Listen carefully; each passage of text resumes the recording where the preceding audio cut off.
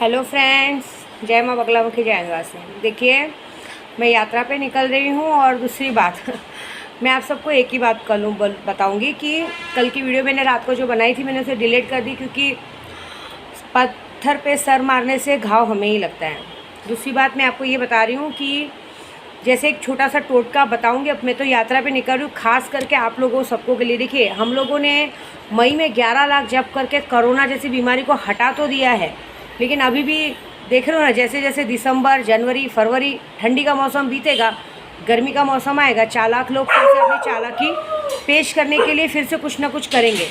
इसलिए इस बार ये बीमारी बिल्कुल ना आए, इसलिए मैं यहाँ से जो जा रही हूँ, यहाँ से कोलकाता की जो सफ़र करूँगी, इतना वादा तो ज़रूर है कि इस बार ना किसी को सिलेंडर की ज़रूरत पड़ेगी और ना कोरोना जैसी बीमारी आएगी। मैंने अभी यही बता रही हूँ कि ये वाला जो टोटका पूर्णिमा के दिन, अभी पूर्णिमा के दिन मैं महाकाल में रहूँगी और वहाँ पे नमक का काम सबका किया जाएगा। जैसे कहते हैं ना, अभी बहुत सारे जन परेशान हैं सौत से, इससे उससे, उस सब पे नमक का काम किया जाएगा। मुझे बहुत लोगों ने काम दिया, मारण मोहन वशीकरण, प्लस हम एक तरह से समझ लो मैं खुद घेराबंदी करने निकल रही हूँ।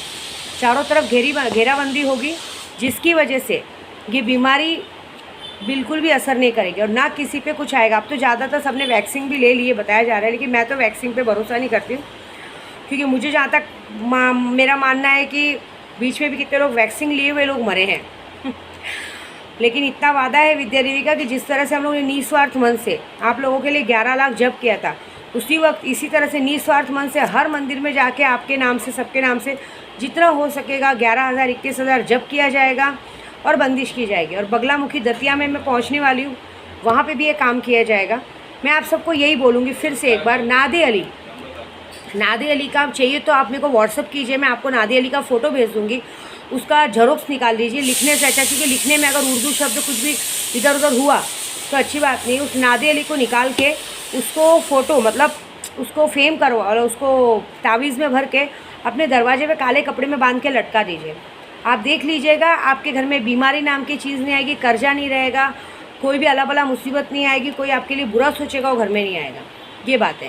दूसरी बात है कि कल की वीडियो में मैंने जिसके लिए जो भी कहा था वो इसलिए कहा था कि सच में इंसानियत नहीं है। आपको सच बोलूँ, मेरे कल सीने में बहुत दर्द हो रहा था रात को, क्योंकि मुझे सब बर्दाश्त है, झूठ बर्दाश्त नहीं है, लोगों की एक बेरुखी बर्दाश्त नहीं। मैं क्या सोचती हूँ कि अगर हम आपको दोनों हाथ से मदद कर रहे हैं, इसका मतलब हम बेवकूफ़ नहीं है। मुझे बुरा ये लगा कि मैंने किसी को अपने घर का सदस्य माना, उसको हर तरह से, उनको पैसों से, राशन से, हर तरह से मदद की, और बाद में ये पता चल रहा है कि वो हमें यूज़ कर रहा है, वो हमें दुकान समझ के रखा है, हमारा मजाक बना रहा है। ये बहुत गलत बात है, ये अच्छी बात नहीं है।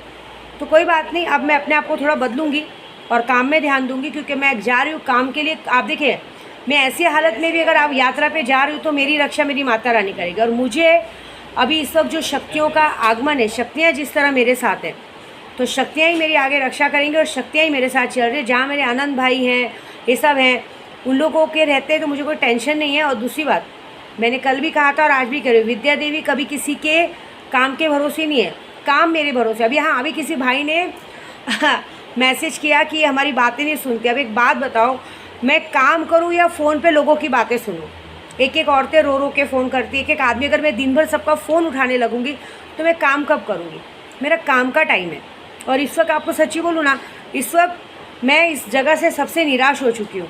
मतलब रिश्ते, नाते, प्यार, मोहब्बत कोई मायने नहीं है, सब कुछ पैसा है। और दूसरी बात, मुझे इस वक्त आप लोगों के लिए काम कर रहे हैं, तो मैं काम के लिए निकल रही हूँ। आते आते मुझे शायद टाइम लगेगा, लेकिन ये वादा ज़रूर है कि विद्या देवी पूरी बंदिश मारते हुए आएगी। बहुत सारे जगह को पूरा घेराबंदी करते हुए आना है, तो टाइम लगेगा आने में।